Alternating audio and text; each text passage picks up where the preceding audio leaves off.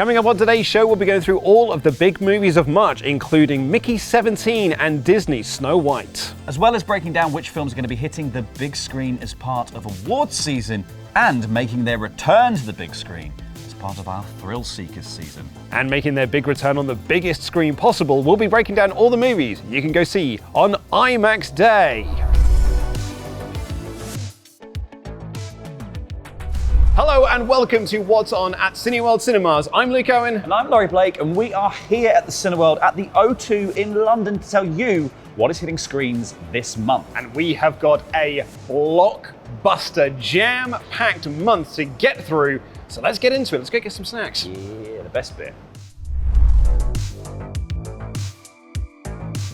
Before we get into the films coming out this month, there are still films from last month that are still showing, including The Last Showgirl, The Monkey, Bridget Jones, and Captain America, Brave New World. And of course, that means this guy is still around. Yeah, you can eat out of the Red Hulk's back. Yeah, that's it. You might just think, oh, what a lovely bust it is of the Red Hulk, but actually, it's for popcorn. Yeah, I think they've nailed the Harrison Ford inspired face here as well. Yeah. Well, our cameraman Ellis, when I showed this to him, said, "What a handsome guy." Yeah. What a handsome Hulk he is. Let's go speed dating with this guy. So this is exclusive at Cineworld Cinemas as well. So if you want to get your hands on a handsome Hulk popcorn holder, then go to your local Cineworld and get your hands on one. And also take the chance to see all these films on the big screen. Well, of course, yes. And that includes films that are coming out this month. And we're kicking things off with a bit of a banger. A film I'm very much excited about. Mickey 17 from the director of Parasite. Yeah, this looks like a lot of fun. This is like a really high concept sci-fi movie with Robert Pattinson in the lead role. Humanity is branched out into the stars. They are going to planets and trying to, I guess, terraform them or make them habitable for humans. But that involves a lot of testing and a lot of, working out whether or not things are going to kill people. Yeah. And Robert Pattinson, unfortunately, signs himself up to be that test subject. He's like a kind of infinitely printed, essentially, human being at this point. It's a bit like Edge of Tomorrow, that idea of just of constantly dying and Live, dying. die, repeat. That's it, yeah, of dying and dying and dying, but he's the same guy all the time. Yeah, and then I think then it seems to be that this then some sort of larger conspiracy seems to evolve around the other members of human society on this planet that he ends up on or wherever he's kind of going. So you've got this unlikely hero rising from the ashes in the midst of this kind of what seems like quite a kind of farcical Groundhog Day, it's the middle point of Groundhog Day kind of vibe going on. And I think it's really cool to see something that is quite out there as a premise being given this much kind of attention in the cinema and stuff as well. And obviously because it's Bong Joon-ho, so you can kind of just do what they want. Well, that's it, yeah. And I feel like it's because of who is at the helm. Yeah. You probably aren't going to know what to expect once it starts going, and there'll be loads of twists and turns of where we end up. So I'm super excited for this. I've been saying on this show for the last few years we've been doing this, more high concept sci-fi. This world needs it. I think also just it's a great cast as well, and it's that thing of I don't think Hollywood would have ever taken a risk on this had Parasite not happened. Exactly, yeah, totally. Because if you pitched Parasite as a film to Hollywood, they would have gone, oh no. Nah. But then Parasite gets made, comes over as a foreign language film, and everyone goes oh wait, hang on, that's amazing. And then now it's carte blanche to do a load of weird stuff. We've obviously also had June be mega successful in the last couple of years. So yeah, I think it's like a golden age of sci-fi. About time. I'm here for it. And speaking of great things being back once again, Danny Dyer is on the big screen. Yes. Have you seen the pre-roll advert bit of the trailers for this film? I haven't. It's Danny Dyer on a green screen going I know you're expecting a proper rom-com or whatever, but F that, it's me, Danny Dyer. He's stripping off as it's happening as well. It's crazy. This film sounds nuts. It feels like it's Danny Dyer leaning into being Danny Dyer, and it's the way they're pushing this on the posters and stuff. It's the same way they did with Shaun of the Dead. It's a rom-com, but it's also a zombie movie. This is it is a rom-com, it is also a Danny Dyer movie. Yeah, it's called Marching Powder. Yeah. It's a rom-com from the makers of Football Factory. Yes. And so it's about a hooligan With a heart. Yeah. Hartigan. But something a little bit different to all of that is the new Keke Palmer movie, One of Them Days, which is a story of two friends who are looking at eviction and are basically looking to overcome said problem on one of them days. Yeah, it's got this really nice kind of buddy relationship in the very dead center of it, and then it's got a lot of quite farcical elements going on around that, of like people getting electrocuted, and they keep trying all these different tactics to make a little bit of money. Yeah. But yeah, it's one of them days. It's one of them days. Some days you can't just make the money. The following week, Steven Soderbergh is back on the big screen. At least he's in the director's chair of it, with Michael Fassbender and Cate Blanchett in Black Bag. Yeah, so this is like Mr. and Mrs. Smith, but serious. Yeah. This is it's that equivalent of like these two people who work for spy agencies, possibly in assassination type roles, and obviously their kind of interpersonal dynamics in a world in which having close personal connections is usually frowned upon, because that means you've got collateral and things to leverage. Theirs is kind of seems to be a topic of conversation in the office, shall we say, and then Fassbender, basically his character is going to come under fire because something happens, some major bit of intel is leaked, and the source of that is put down to Cate Blanchett, his wife. So it becomes about whether or not this husband can take down his wife. But also, and also what their relationship, all the things that are hidden within their relationship as well. And now basically becomes, do you choose your wife or do you choose your country? And like, it's weighing up those two options. I feel like wife, I'd go. Yeah, I'd probably pick wife as well at this point. We also have In the Lost Lands and Opus out this week, but also Woody Harrelson in The Last Breath, which is one of those tight and tense drama pieces about a group of people in a very small, tightly contained area underwater, going into a lot of tensions and a lot of uneasiness because,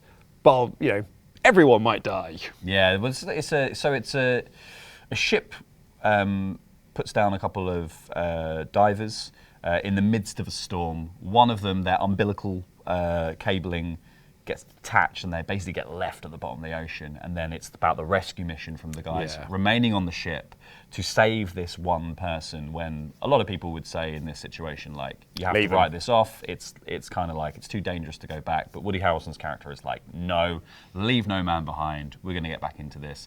But it does risk everyone on board the ship because they have to remain in storm. It sounds like an uncomfortable watch. I'm not going to have to say. It's one of the gripping the armrest. I think it's a thrill that I think I would suffer through, and it's one of those ones where it would stress me out. It's one of my like worst fears. So I think if you want to be tested, this is a film for you. It kind of reminds me a little bit of Gravity, in the sense of, like, I really enjoyed the sense of, at one point during Gravity, I forgot to breathe, just because I was just holding my breath so much. Like, just in case it happened to you at the same time. Yeah. I was I need to practice. Preparing myself for the worst. But I think that might be the same thing here, where you're pushing yourself further back into your seat to try and like get yourself away from the screen. It looks really good. It's like it seems like it's just hitting all of those kind of like peak thriller notes, and I'd be terrified to watch that. Well, more scared than I would be a horror film, I think. Well, speaking of being a thrill seeker, we've got a thrill seeker season on this month, as well as we are bringing back some classic action movies to the big screen, including one of my all-time favorites, Terminator 2: Judgment Day. Oh, lovely stuff. I love Terminator 2. It's incredible. It's such a good movie. It really holds up as well. I think it's I watched it really recently, and it's just like, it's still so good. It's a lot of fun. It hits all the right notes. It's got it's probably Schwarzenegger's best film, I would say. Yeah, probably. He's so good in it. It's either that or Batman and Robin. It's go either way at this point. But he's got other options in this thrill seeker season, right, as well. We have indeed. Yeah, we are also bringing back Inception, the Christopher Nolan you want to talk about high concept sci-fi? Inception, and John Wick. John Wick. Oh, it's so cool. It's such a good film, and like, I would love to see that on the big screen. Yeah. It sounds like a thrill seeker's dream. Yeah, absolutely. Within a dream. Within a dream. Oh, I see what you did there. Yeah, very good. John Wick, that's from. And the best thing about all of that is that it is just 1, 2, 3, 4, £5 a ticket. £5. Yeah, to see some of these classics on the big screen. That'd be fun. And speaking of £5, IMAX season is back once again on Saturday, the 15th of March, and we're bringing back some awesome movies on IMAX for just £5, including The Wild Robots, Wicked, Deadpool and Wolverine, and Gladiator 2. Oh, yeah, on the big screen, Gladiator 2. The biggest screen. The biggest screen that we could possibly find. That's incredible. Like, I think that's Wicked as well. What a spectacle that would be on, like, you know, I've seen that on a regular sized cinema screen. It was very good on that. Yeah. But imagine with the extra space what you can do. Because there's so much happening on screen at all times. And if you missed out on it in December, which you know some people did, because like I caught like very much the tail end of it being on. So if you missed out on it being in December, now's a really good time to get, and it's on IMAX as well. As we are in March, it kind of does feel like we're in awards season. And what says Oscars more than the director of Rain Man and Robert De Niro as a gangster? He's not just playing any gangster. He is playing someone who was known as the Prime Minister of the Underworld, Frank Costello, who was partially and notedly responsible for essentially bringing down the mafia after his retirement from mob life. He ran a major crime family, and then after an assassination attempt, essentially turned and was like a key figure in the downfall of the American mafia.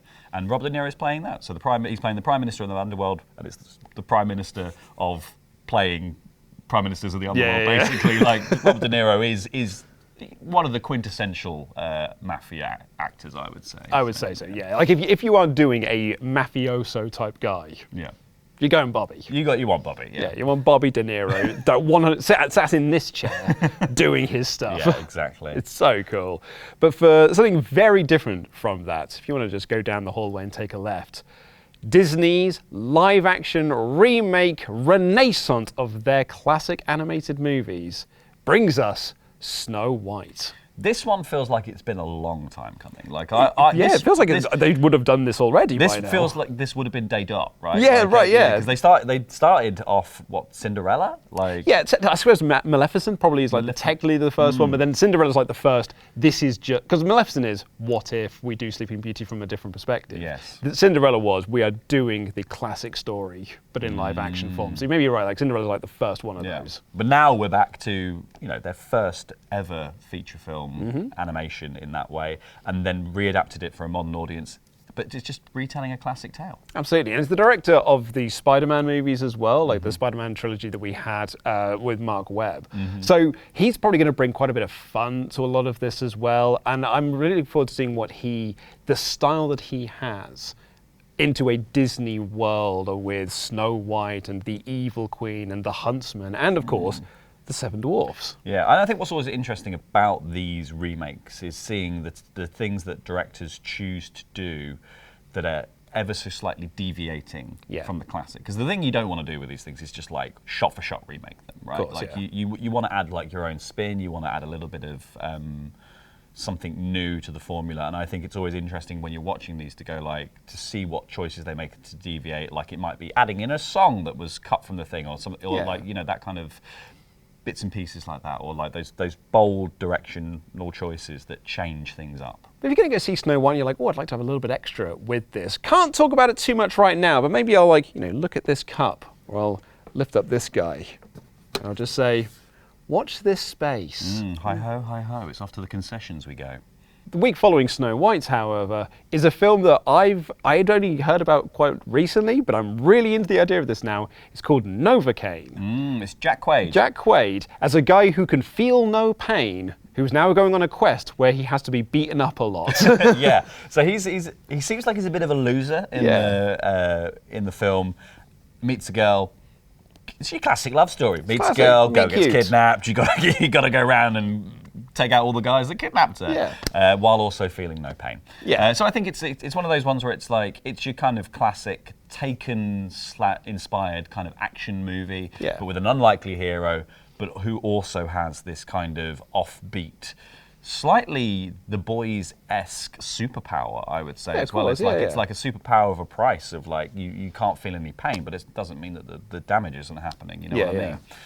So yeah, I think it'll be really interesting to see. I think Jack Quaid is quite a likable leading man. Obviously, like having seen him in The Boys and stuff like that, he really does have that kind of, you root for that underdog energy in him. So I think he's going to be brilliant in this. And that's it. It's like, again, that high concept idea of like, what if it was John Wick, but he's a guy that has no skills, but has no pain tolerance. Well, actually has all the pain tolerance because he feels no pain. It's really just a fun way to do an action movie. Also, it's like you could almost do a double bill with Novocaine and A Working Man, which is Jason Statham is a former mob guy. He's a former like assassin type dude. He's a former, working man. A killing guy.